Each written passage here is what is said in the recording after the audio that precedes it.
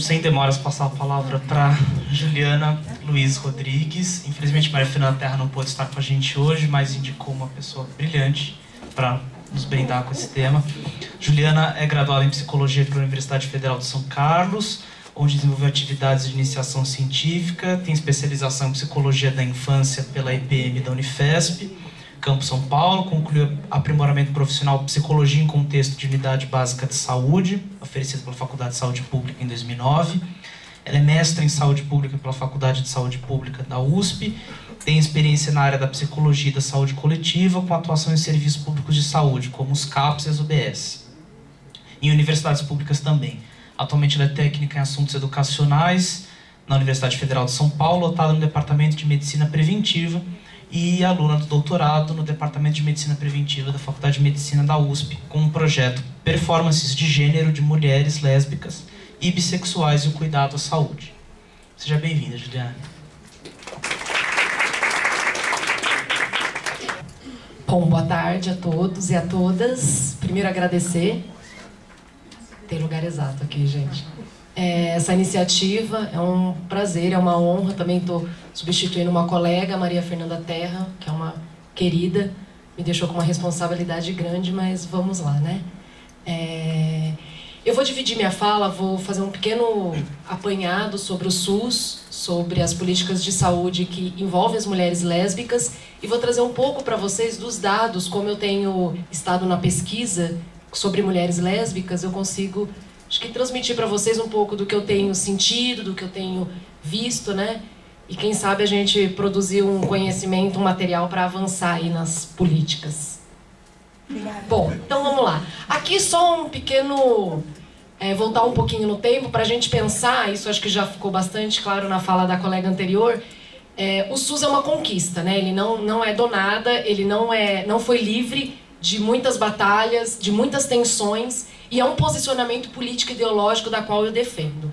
Então, antes de existir o SUS, não que ele não tenha diversas lacunas e problemas a serem enfrentados, mas relembrar um pouquinho que antes dele a situação era bem precária, né? Então, as ações de saúde pública, da prevenção, ambiente, coletividades, era o que o Ministério da Saúde fazia. As ações de assistência propriamente dita, então, ir ao médico, ter o cuidado com o seu corpo, isso era restrito aos trabalhadores de carteira assinada, né? Eu acho que é um marco importante a gente lembrar que já foi assim e não faz tanto tempo que foi assim, né? A medicina previdenciária, ela ficava responsável por ações curativas individuais, integradas à medicina liberal, filantrópica e progressivamente empresarial, né? Ou seja, aquelas pessoas que tinham um emprego, uma carteira assinada, tinham direito à saúde. Os que não tinham, estavam aí à mercê da sua sorte ou dependia da filantropia. Bom, como que ficava a atenção à saúde das mulheres? Aqui, por enquanto, a gente está pensando categoria mulher ampla, não somente lésbicas ou bissexuais, né? Bom, a nossa história das políticas de saúde para as mulheres sempre foi focado mais na criança, né? Então, o pré-natal, o puerpério, não que essas ações não tenham sua importância, mas a condição da mulher ficava em segundo plano, né? Acho que essa mentalidade começa a se mudar um pouco na década de 60, 70 e 80, né? Com os debates sobre o controle da natalidade. E começa a se pensar na maternidade como opção e não como destino do corpo feminino, né? Que é muito que as palestrantes do período da manhã trouxeram pra gente, né? Essa naturalização do corpo feminino. Então, ser mulher é você ter todo um aparato biológico, que uma característica marcante desse corpo biológico feminino é a capacidade reprodutiva. E diversas ciências, e uma que eu faço destaque é a medicina, olha para esse corpo feminino a partir disso. Então, o que interessa em última instância é termos nossos úteros, ovários em ótimos estados para procriar, que em última instância mantém aí uma sociedade capitalista em pleno funcionamento, né? Então, não dá para perder de vista isso. Os corpos das mulheres sendo regidos, visando a reprodução, capacidade que sim temos, mas a mulher não dá para se resumir a isso. Então começa-se, década de 60, 70, o início de uma discussão desse destino de toda mulher ter que procriar, né? E os anos 70, também a Lívia, a outra palestrante, tocou nesse assunto, que foi uma eclosão dos movimentos feministas. Acho importante a gente relembrar a contribuição desses movimentos sociais, fazendo um pouco esse apanhado para a gente chegar no SUS, sabendo que as coisas são construídas, elas não brotam do nada, não é sem luta, né? E o alvo da crítica nesse momento era a medicalização do corpo da mulher e a naturalização. Um pouco daquilo. Então você nasceu mulher, você vai desenvolver ao longo da sua vida uma série de características socialmente adequadas e esperadas de uma mulher, docilidade, sensibilidade, a própria capacidade de ser mãe, né? Então a maternidade também relacionada a ser sempre uma mulher muito amável com seus filhos. Não sou mãe, mas imagino que não dá para ser amável o tempo todo, né? Então, assim, uma série de características que são atreladas, são coladas a uma condição biológica, né? E é um pouco que nos anos 70 a crítica feminista faz. Não dá pra gente colar uma genitália a uma série de comportamentos que são exigidos daquela pessoa. Isso se aplica às mulheres e aos homens, né? Bom, como que era aqui, né? Como que nós estávamos em termos de políticas públicas, né? Em 1983 nós tivemos um programa de atenção integral à saúde das mulheres. Foi um avanço? Foi. Ele se propõe a ter ações mais abrangentes, né? É a primeira vez que o Estado começa a propor oficialmente a anticoncepção, né, que foi uma revolução importante da autonomia e do controle do corpo da mulher sobre o seu próprio corpo, né? E começa-se a pensar num sujeito integral, né? A integralidade, palavrinha que depois vai compor lá a noção do SUS, né? A Constituição do SUS. Então, integralidade tomada das necessidades em saúde e contra a sua redução à saúde reprodutiva. Bom, então aqui tudo isso contando para vocês, para a gente chegar no SUS. Ele entra na nossa Constituição em 1988 com uma série, acho que todos minimamente conhecem, né? Esses slides é só para a gente recapitular um pouco, não vou ficar lendo do que se diz a respeito do SUS, mas acho importante lembrar os princípios e as diretrizes, né? A universalidade, então ele se propõe a ser. O SUS é o quê? É a política de saúde que o Brasil tem adotado, é a forma como nós entendemos, nós, Estado, nós, sociedade, como a gente acredita e tem acreditado que é a forma de responder às necessidades de saúde da população, né? E ele é universal.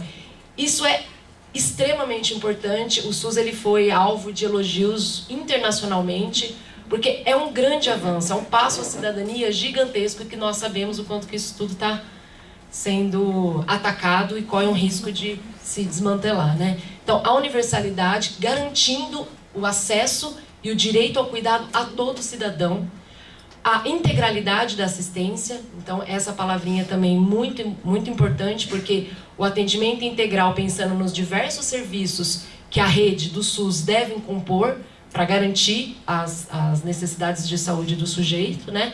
A igualdade da assistência, que na Constituição aparece a palavra igualdade, mas hoje se discute que isso quer dizer a equidade. Nossa, agora eu me animei. A participação da comunidade, então, por forma dos controles sociais, nas conferências e nos conselhos de saúde, a descentralização política administrativa e a regionalização e hierarquização. Bom, passar aqui.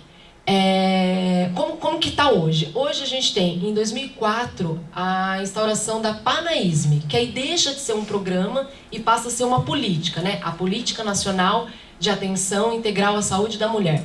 É importante ser uma política? É muito importante no sentido do que já foi falado aqui, porque aí não depende de gestão, da gestão para gestão. Tem um governo, esse governo cai e entra outro, você tem uma política que garante seus direitos. Então, do ponto de vista da garantia de direitos, é fundamental. E a PANAISM, ela entra com uma novidade. Ela tenta dar conta de algumas lacunas, entre elas as mulheres lésbicas. Então, tem ali uma série de itens que foi verificado que ainda há muito que se fazer com relação a esses temas. Temas complexos, temas que exigem profissionais de diversas áreas, e a saúde de vários segmentos de mulheres que ainda está bastante descoberto. Então, adolescentes, mulheres negras, indígenas, lésbicas, residentes e trabalhadoras na área rural e em situação de prisão. Aí aqui alguns caderninhos, folders produzidos. Bom, aí a gente pode fazer essa pergunta, né? Que eu acho que é um pouco disso que eu vim aqui compartilhar com vocês, né?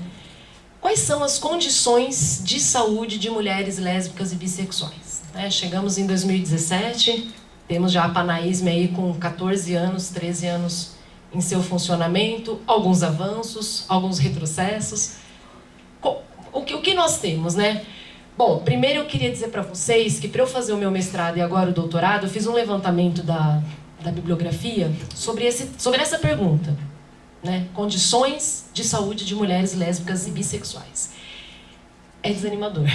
Você não encontra estudos. Você coloca a palavra LGBT, chove G, B, T, aí tem queer, aí tem mestrados e doutorados sobre pessoas que hoje se definem, se entendem como assexuadas, que é uma outra coisa nova que tem surgido.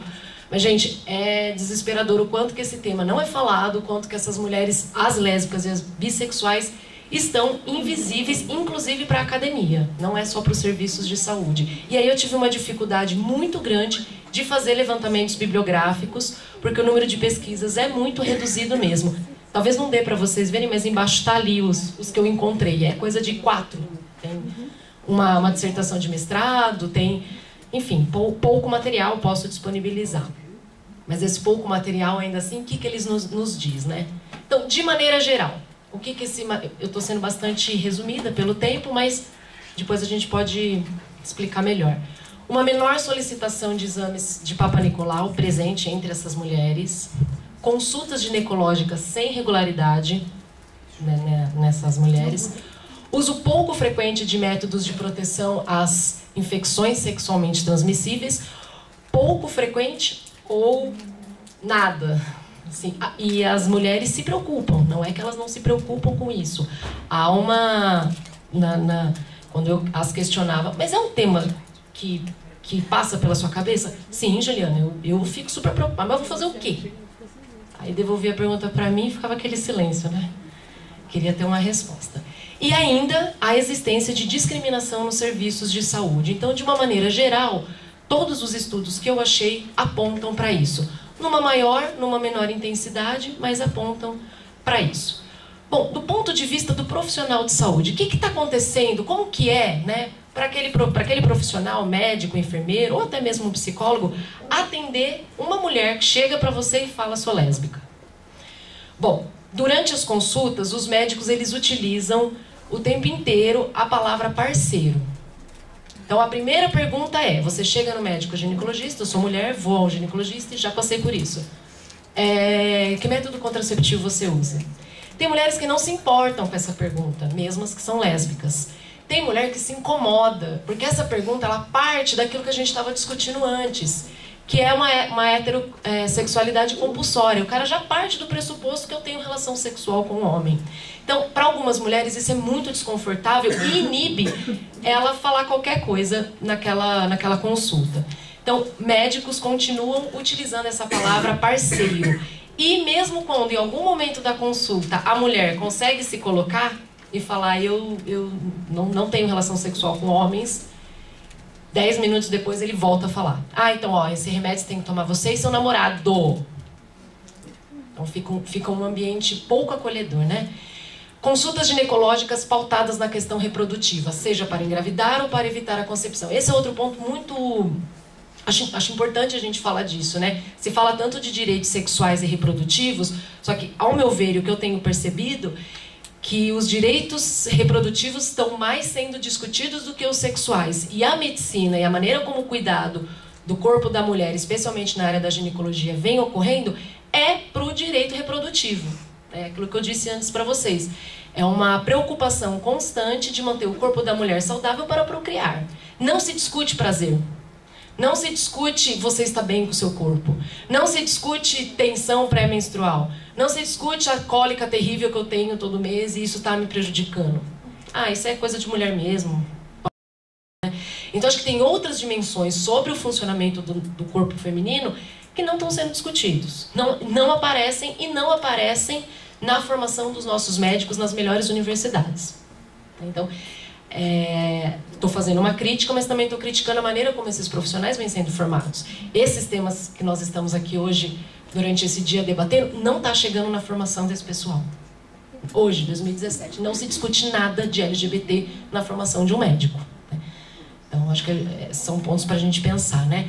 E aí, muitas vezes, o médico ele tem uma imensa dificuldade de fornecer orientações pertinentes à prática sexual daquela mulher. E, durante a consulta toda, ele mantém aquele pressuposto da normatividade heterossexual. Bom, isso é do lado do profissional de saúde. Do lado, né, do ponto de vista das mulheres lésbicas e ou bissexuais. Elas sentem dificuldades para falar sobre sua sexualidade, sim. E aqui eu tô mais focada na consulta ginecológica, porque nos outros espaços elas falam que essa questão se torna menos relevante. Então eu chego a perguntar, mas se você passa por outro espaço, você fala disso? Ah, não falo porque isso não se torna relevante. Vou passar no ortopedista, não é uma questão. Mas no atendimento da ginecologista, isso é central. E aí é interessante que mesmo meninas do movimento, da militância, de ONGs, elas vão na consulta e não conseguem falar que são lésbicas. Ou não vão, né? Acho que foi isso que alguém falou aí, né? Outro ponto que as mulheres têm verbalizado nos meus estudos, naqueles outros que eu citei, é dificuldade em negociar conduta médica. Aí aqui eu vou citar um exemplo de uma garota de 19 para 20 anos, que eu entrevistei para o meu doutorado, e ela foi na consulta com a ginecologista, e pela idade dela, 19 anos, está na faculdade, aquela alegria, e imediatamente a médica perguntou se tinha algum desejo de ficar grávida. Ela disse que não. E aí a médica recomendou, fez a receita do anticoncepcional. Ela falou que não gostaria de tomar, por ser hormônio, é a opção dela. Não houve negociação e a médica começou a tomar uma postura assim: tá bom, então não toma, a hora que você aparecer grávida aqui a gente vê o que a gente faz. E a menina não conseguia nem dizer pra ela que a relação sexual com ela pode até ser que venha acontecer com homens, mas naquele momento estava sendo com mulheres, né? Então, assim, da minha pesquisa e de outros estudos, é inacreditável o número de mulheres lésbicas que saem com receita de anticoncepcional. Com receita de anticoncepcional para evitar filho. E mesmo que ela tenha um critério orgânico que justifique o uso do anticoncepcional, que pode acontecer, ovário policístico, alguma outra recomendação, a mulher tem direito de não querer isso. Ela tem direito de ir atrás de outras opções terapêuticas para o corpo dela. E isso tem que ser negociado entre o médico e você. É você que administra seu corpo. E esse espaço absolutamente não acontece, né? Então, em resumo, as mulheres que eu tenho entrevistado, todas, isso é 100%, não é um estudo quant, mas todas que eu entrevistei até o momento, se sentem não cuidadas nos espaços de cuidado à saúde. Então, elas não se sentem vistas, não conseguem dialogar. E aqui eu trouxe alguns dados, esses dados não são tão recentes, mas é um pouco em função disso que eu apontei para vocês, é uma carência de material. Esse é de 2006, mas ele é o apanhado, acho que mais completo, que a gente ainda tem de dados quantitativos, né? Então, só um pouco para vocês terem uma noção. De 40% a 60% não revelam a sua orientação sexual. As que revelam, 88% é por iniciativa da usuária, 5,1% é por abordagem do profissional. 18,3% relataram preconceito pelo profissional de saúde, e aí acontece um pouco aquilo que foi dito, quando elas falam, eu pergunto, né, e a reação dele? Ah, tem de tudo, tem os que ficam travados, assim, tipo, 1 minuto assim, ó. Tem os que começam a falar de outra coisa. Ah, e o exame de sangue, você chegou a fazer? Assim, pá, muda o assunto. Tem outros que levanta, vai pegar alguma coisa. Das que eu entrevistei, a minoria falava, ah, certo, né, e sua parceira, ou continuava a consulta. Então, sempre tinha uma coisa de um desconforto ali do profissional de saúde, né? 30,6% saíram do consultório com a receita de contraceptivo, aquilo que nós estávamos falando. 19,4% com preservativo masculino, 3,2% com solicitação de teste de gravidez. E aqui também um outro exemplo de uma garota que eu entrevistei, uma mulher de 32 anos, ela foi na consulta e o médico recomendou aquele uso de pomada intravaginal, que você faz uso por 7 dias. E o médico solicitou que ela ficasse os 7 dias sem ter relação sexual. Ela não perguntou para o médico o que ele quis dizer com isso, tampouco disse que era lésbica. O médico não explicou o que ele quis dizer com relação sexual. E ela sai do consultório, e aí ela me fez essa pergunta, ela devolveu a pergunta para mim na entrevista. O que é ficar 7 dias sem ter relação sexual com a minha namorada? Eu tenho certeza que o médico estava falando pênis-vagina. Se não é isso, o que será que eu posso fazer e o que será que eu não posso fazer, né? Então, o quadro é esse, né? Ela saiu com a receita, não comprou a pomada, não passou, ficou bem, imagino, né? Isso ela já estava me contando, já devia ter acontecido um tempo. O médico finge que tratou, ela finge que é tratada e assim o bonde segue, né? Então é um pouco isso. E o caso dessa garota é uma garota super militante, super consciente dos seus direitos. E eu questionei, mas você não falou com ele? Você não perguntou? Não fico à vontade, é uma relação constrangedora. Enfim, também não estava ali para culpabilizar a mulher, né? Bom, isso, né, estou falando um pouco do cenário da saúde, focado mais nas questões ginecológicas, no espaço ali com o médico ginecologista, mas sem entrar nessas outras dificuldades, né, gente? A violência, o estupro corretivo, o machismo. Então, as mulheres lésbicas, o tempo inteiro, nós mulheres estamos expostas ao machismo, mas acho que as lésbicas você eleva as duas potências, né? O tempo inteiro você escuta piada, você escuta provocação, você escuta falta de respeito com relação a você, a seu corpo, a sua parceira, bullying na escola, afastamento do núcleo familiar. Então, todas que eu entrevistei até o momento também me relatam ou não teve apoio da família, que é a hipótese mais legal, melhor, ótimo, eles não te apoiaram, mas você tem de dormir, você tem onde comer, então você tá supimpa. Ou reações muito agressivas de expulsão de casa, de retaliação com alimentação, fazer troca. Se você parar de namorar essa menina, você volta a comer. Então histórias muito pesadas, né? E uma solidão para enfrentar tudo isso, porque onde que eu vou buscar essa ajuda, né? Essa violência, onde que eu busco ajuda, né? Então, vidas aí marcadas por inúmeras histórias de interrupções no trabalho, nos círculos sociais, na família e até mesmo nas relações afetivos sexuais dessas meninas, dessas mulheres. Bom, o que a gente encontra são profissionais mais conservadores nos serviços, que acreditam até que o tema da orientação sexual, o tema de gênero, da performance de gênero, que a gente vem discutindo aqui, não é um problema para ser debatido no SUS. Então, tem muitos profissionais que ainda estão nessa defesa. O espaço de cuidado à saúde é um espaço do terreno biológico, portanto, esses temas eu deixo para o pessoal das ciências humanas, eu não tenho a ver com isso. Mas a gente encontra alguns profissionais que estão bastante engajados nessa questão, se preocupam com essa questão, defendem uma mudança de concepção assistencial, mas encontram também dificuldades de operacionalizar essas mudanças nos seus cenários de práticas de trabalho. Bom, e aí eu fiquei pensando, né, por tudo que eu venho estudando nas entrevistas, na escrita mesmo dos trabalhos e a leitura de outros trabalhos que envolvem esse tema, quais são as barreiras, então, para o cuidado integral? Aquilo que está na Panaísme é muito importante, é muito bonito, faz muito sentido o que está escrito lá, mas o que eu percebo é uma diferença entre a política e o que está acontecendo nas vias de fato, né? Então, acho que as primeiras barreiras, né, algumas, pelo menos, que eu venho notando, é que as mulheres lésbicas e bissexuais, elas continuam invisíveis nos serviços de saúde. Elas são mulheres e heterossexuais. Então, essa possibilidade de ter uma outra escolha com quem eu me relaciono não é vista e não é reconhecida, não é vista. O sexo entre mulheres não é sexo, é uma amizade. Já escutaram isso? Assim, é uma amizade muito forte. Fico super feliz quando eu escuto isso. Uma não seriedade. Tem muitos médicos profissionais, muitas enfermeiras que me dão essa devolutiva. Eu não preciso me preocupar tanto porque não é sexo, não é um relacionamento.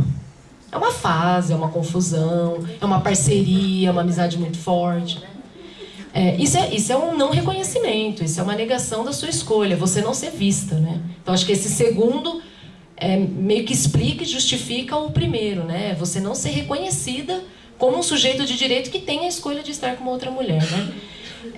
Ainda prevalece uma percepção de que as mulheres lésbicas e bissexuais estão menos expostas a doenças. Isso aqui dá um pano para manga gigantesco, porque a gente tem pouquíssimas pesquisas. A transmissão do HIV, ela é mais comum entre homens gays por uma questão do vírus. O vírus ele se transmite mais, ele vive mais tempo no sêmen. Então, por uma questão anátomo-fisiológica, parece que a transmissão de fato é maior entre homens e entre homens que fazem sexo com mulheres, entre os casais héteros. O que não significa que as mulheres não estão expostas a nada. Talvez as mulheres lésbicas tenham um menor risco para o HIV, mas o HIV não é a única DST que existe, não é a única preocupação que existe. Acho que tem uma série de aspectos do funcionamento do corpo feminino que tem que estar ok para você ter uma vida sexual saudável. E é isso que eu estou defendendo.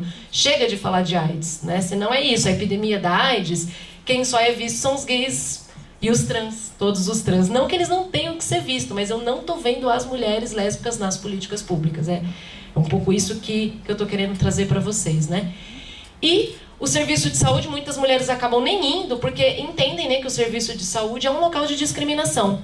Então, aquelas mulheres que adotam posturas, jeitos mais masculinos, são as que menos vão. É claro, você não é vista, você não é respeitada. E justamente aquelas mulheres que não estão em consonância com a performance de gênero que é exigida delas, é as que vão enfrentar a maior dificuldade. Então, os serviços de saúde deveriam ser mais acolhedores exatamente para esse, né, não para as outras não, mas para esse tipo de mulher que o buraco é mais embaixo ainda. Os serviços, eles não acolhem a diversidade de mulheres que existem, né?